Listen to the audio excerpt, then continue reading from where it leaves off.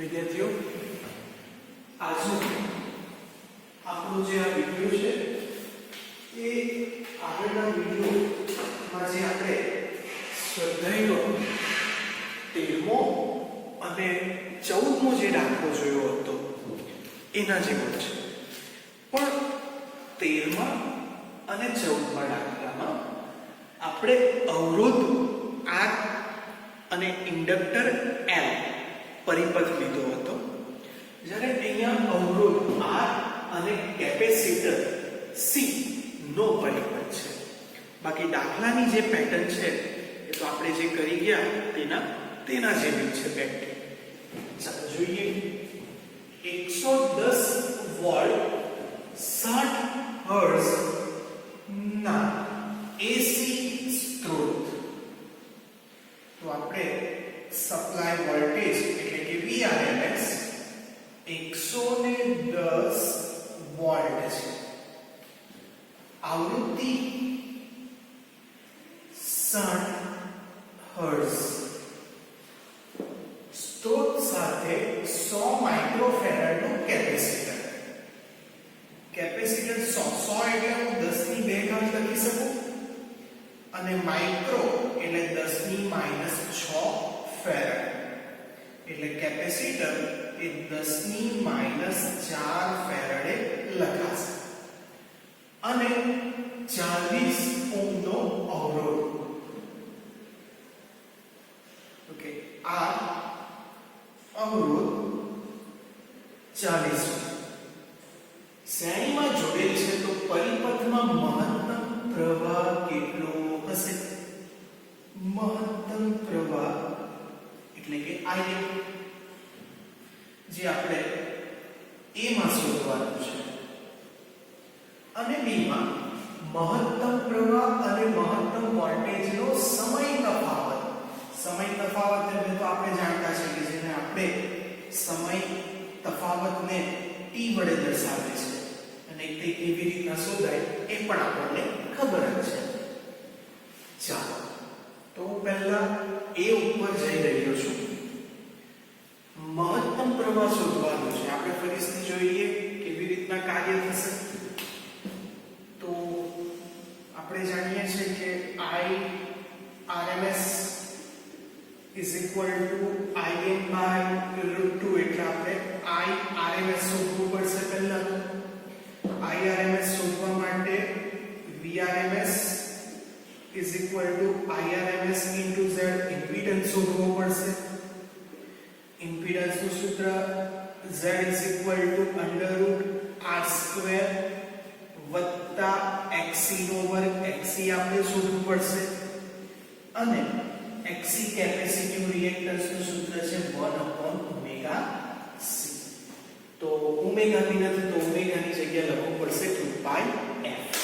તો આપણે આવી રીતના ક્રમ બાય ક્રમ જઈને આપણે મહત્તમ પ્રવાહ ઉપર પહોંચી જશું. તો પહેલા શોધવું પડશે XC. XC એટલે કોણ? Capacitive reactance. તો capacitive reactance XC is equal to 1/ωc. Omega ની જગ્યાએ 2πf into c, તો is equal to 2. પાઈ ની વેલ્યુ 3.14. f આવૃત્તિ રકમમાં છે 60, અને કેપેસિટર જે છે 10 ની -4 ઘાત. ચાલો, તો હવે આનો આન્સર શું આવે? તો 1 ભાગ્યા 2 3.14 ગુણ્યા 60. તો આપણો આનો જે જવાબ આવશે કે 2.65, અને 10⁻³ -4 ઉપર જશે તો +4 થઈ જશે, એટલે 10 ની ઘાત કેટલી?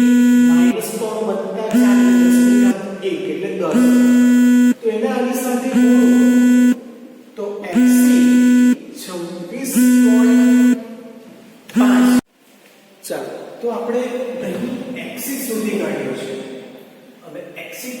શોધવાનું z એટલે કોણ ઇમ્પિડન્સ તો પરિપથ કયો છે અવરોધ અને કેપેસિટર એટલે હું લખું કે RC પરિપથ માટે ઇમ્પિડન્સ તો z √ r² વત્તા xc નો વર્ગમૂળમાં r નો વર્ગ અવરોધ કેટલો છે 40 તો અહીંયા લખશું 40 નો વર્ગ વત્તા xc કેટલા આવ્યા 26.5 તો 26.5 નો વર્ગ ચાલો 40 નો વર્ગ એટલે 4 ચોક 100 આટલું કઈ થશે હવે 26.5 નો વર્ગ તો એ જે છે તે 702.25 જે આવ્યો તેની સાથે 1600 અને જે જવાબ આવે એનું વર્ગમૂળ તો આપણને ઇમ્પિડન્સ મળશે 47.98 એટલે z ની વેલ્યુ એપ્રોક્સી 48 ઓહ્મ તો આ થઈ ગયો આપણો ઇમ્પિડન્સ z ઓકે ચાલો હવે કોને શોધવાનું આપણે Vrms બરાબર Irms z ઉપરથી આપણને Irms મળશે એટલે પ્રવાહનું RMS મૂલ્ય હવે આપણે શોધવાનું છે તો હવે પ્રવાહનું RMS મૂલ્ય માટે આપણે શું સૂત્ર લખી શકીએ તો Vrms is equal to Irms into Z તો માટે Irms બરાબર Vrms ના છેદમાં Z જેમાં Vrms જે આપણને રકમ આપ્યું છે 110 રકમમાં મૂલ્ય અને જે Z ઇમ્પિડન્સ જે આપણે શોધ્યો એ છે 4848 તો આ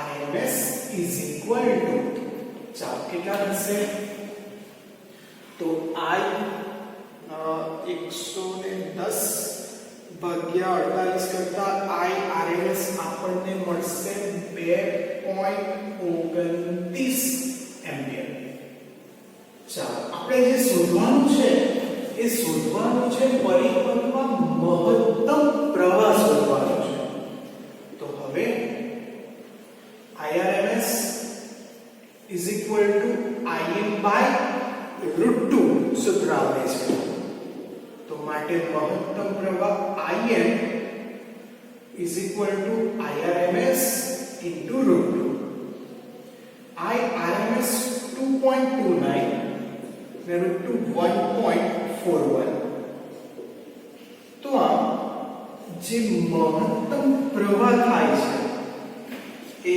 મહત્તમ પ્રવાહ 2.29 into 1.41 તો આન્સર આવશે 3.228 એટલે 3.23 આટલા એમ્પિયર આપણને મળે છે કોણ મહત્તમ પ્રવાહ ઓકે આન્સર આવી ગયો છે હવે આપણે જઈએ છીએ b એટલે કોણ સમય તફાવત આપણે આગળના દાખલામાં બી જોયું હતું સમય તફાવત જો આપણે મેળવવો હોય સમય તફાવત એટલે કે t તો એના માટે આપણે phi એટલે કોણ કડા તફાવત શોધવો પડે તો પહેલા શોધીએ કડા તફાવત તો phi is equal to tan inverse xc by r આવશે કારણ કે અહીં અવરોધ અને કેપેસિટર નું પરિપથ છે એટલા માટે તો માટે phi is equal to tan inverse xc capacitive reactance 26 26.5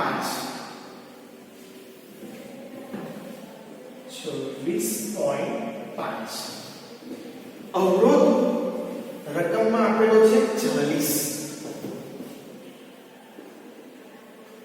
માટે phi is equal to tan inverse 26.5 ભાગ્યા 40 તો આનો આન્સર 0.6625 આવશે.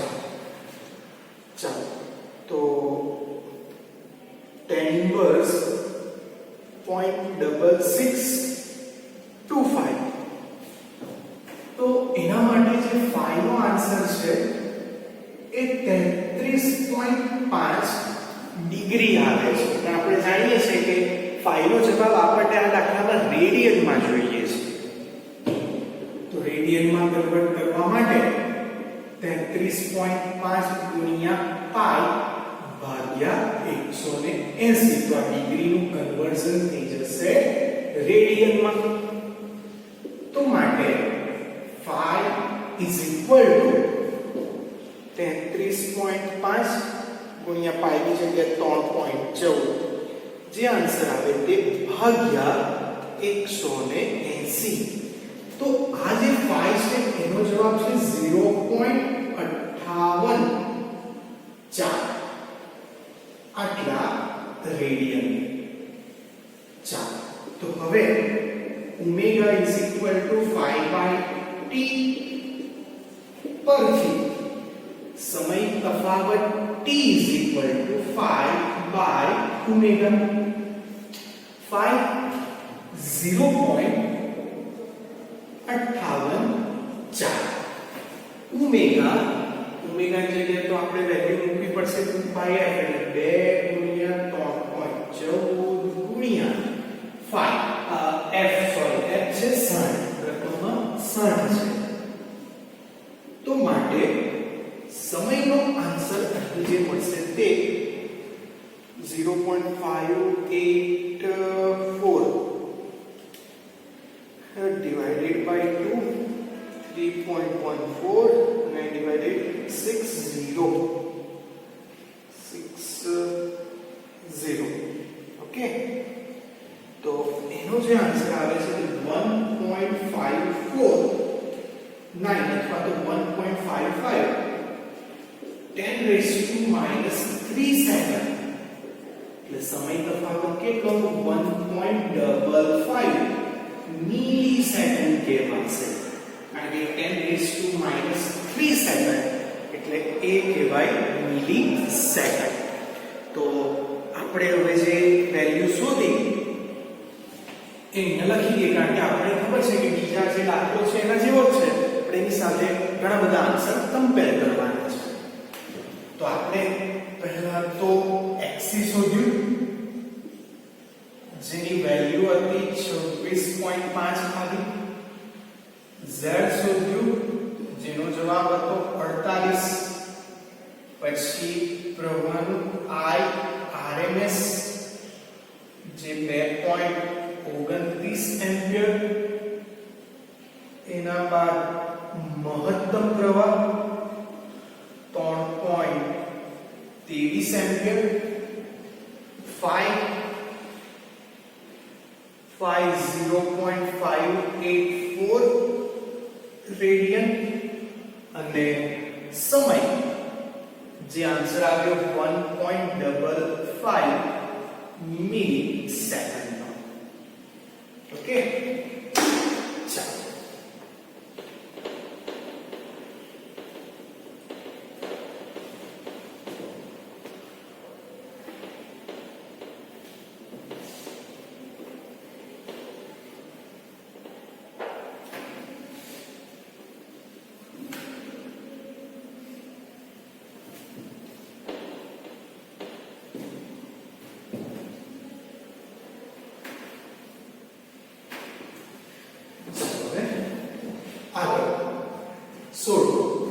સ્વતંત્રના 7.15 માં પરિપથ સાથે 110 વોલ્ટ વોલ્ટેજ તો તેજ છે પણ આવૃત્તિ 12 કિલોહર્ટ્ઝ એટલે 12 × 10 ની 3 હર્ટ્ઝ નો સ્ત્રોત જોડવામાં આવે તો A અને B ના જવાબ મેળવો. એટલે આમાં રહેલા A અને B આપણે શોધવાના છે.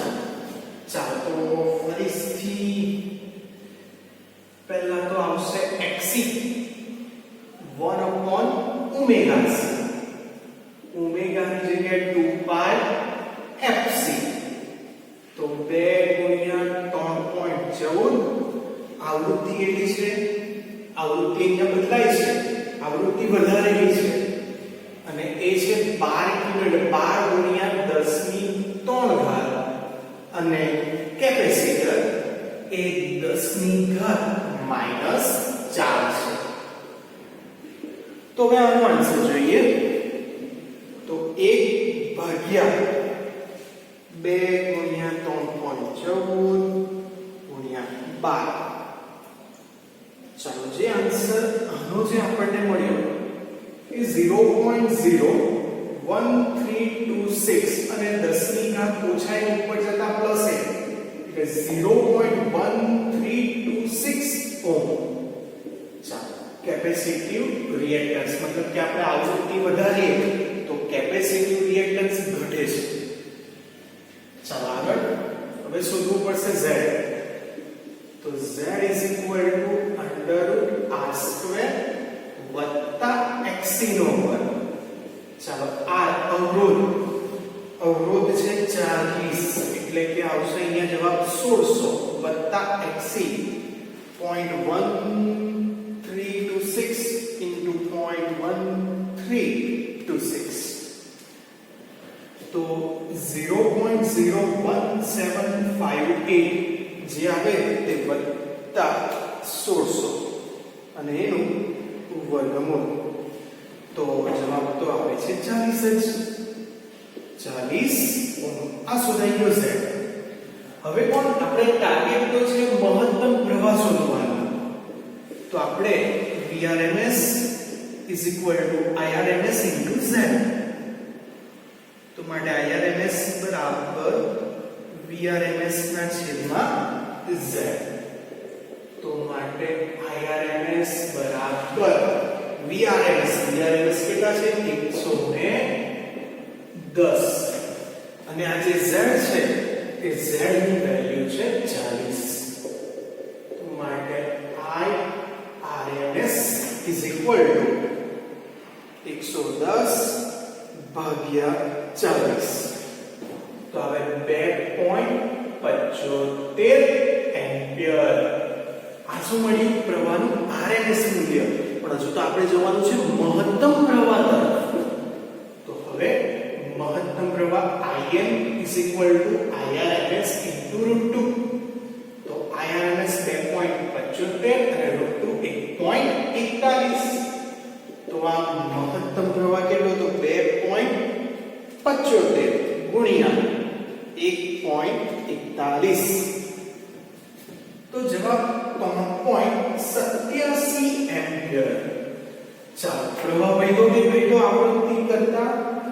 તો મોટે ભાગે વહેતો છે, પ્રવાહ વહેતો છે. ચાલો હવે આપણે જઈએ છીએ B ઉપર એટલે આપણે સમય તફાવત શોધવાનો.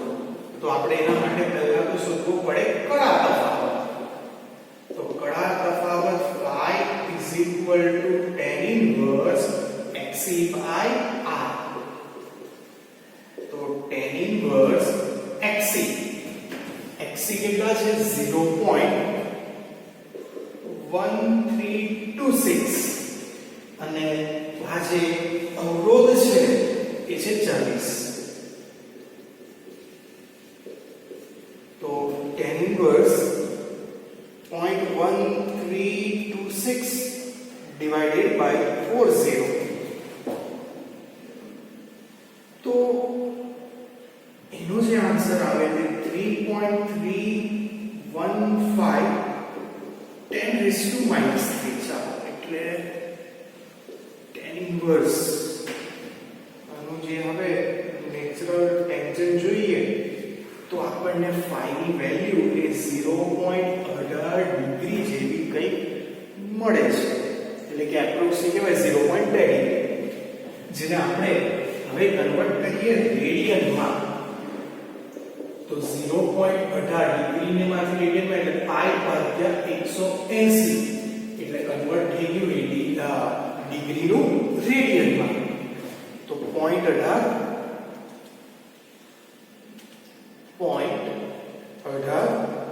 ગુણ્યા 3.14 જે આન્સર આવે તે ભાગ્યા 180.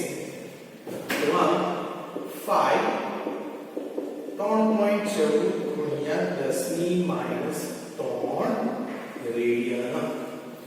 ચાલો આ થઈ ગયો આપણો કોણ 5. હવે આપણે તો જે શોધવાનું છે તે સમય તફાવત છે. તો હવે ઓમેગા = 5/t પરથી t = 5/omega. ચાલો 5 3.14 10 ની -3 ઓમેગા નું સૂત્ર 2π એટલે 2 ગુણ્યા 3.14 અને f આવૃત્તિ અહીંયા કેટલી છે 12 કિલોહર્ટ્ઝ છે 12 ગુણ્યા 10 ની 3 તો આમ 3.14 ભાગ્યા 2 3.14 તો કેન્સલ થઈ જવાનું ને પછી ગુણવાનું કઈ જરૂર નહીં પડે તો 1 ભાગ્યા 2 ને 12 તો એનો જે જવાબ આવશે તે 0.04166 અને 10 રેઝ ટુ કેટલા થવાના ઉપર જવાના એટલે -6. તો અહીંયા 1 2 ને 3 તો અહીંયા 41.6 કરું તો 10 ની ઘાત -9 જેટલું થશે આટલા સેકન્ડ. એટલે કહી શકાય કે અહીંયા જે સમય છે 41.6 નેનો સેકન્ડ છે. આવી ગયો છે જવાબ પેટર્ન બુકમાં જે છે તે. ચાલો હવે શું કહે છે ખૂબ જ ઊંચી આવૃત્તિ તો આપણે વધારેલી છે પહેલા 60 હતી તો તેની જગ્યાએ 12 કિલોહર્ટ્ઝ એટલે કે 12 ગુણ્યા 10 ની 3 ઘાત કરી. તો એ કેપેસિટર વાહક તરીકે વર્તે છે. એ કેવી રીતના ખબર પડે તો પહેલા જો જ્યારે આવૃત્તિ ઓછી હતી ત્યારે કહેવાય કે એનો જે ઇમ્પિડન્સની વાત કરીએ એક્સી ની વાત કરીએ તો વધારે હતો અને પછી એક્સી ઘટ્યો એટલે આવૃત્તિ વધારે તો એક્સી નું મૂલ્ય ઘટે છે એટલે કહી શકાય કે તે વાહક તરીકે વર્તે છે. અને બીજું ડીસી પરિપથમાં સ્થાયી અવસ્થા આવે પછી કેપેસિટરની વર્તણૂક કેવી થાય તો પછી કેપેસિટરની વર્તણૂક કેવી થાય કે આવૃત્તિ વધારતા એનું મૂલ્ય અનંત જેટલું થઈ જશે. તો આ હતા આપણા બંને ઇમ્પોર્ટન્ટ દાખલા કહી શકાય એવા. તેમાં બી ખાસ કરીને આપણો આ સ્વાધ્યાયનો 15મો દાખલો જે બોર્ડમાં એક વખત આવેલો છે બરાબર. તો આ દાખલા જો લેવા જઈએ તો 13 અને 14 જે હતા તેવા જ છે 15 અને 16 પણ પેલા r અને l પરિપથ હતો અહીંયા r અને c પરિપથ છે. ફરક આટલો જ છે ફક્ત.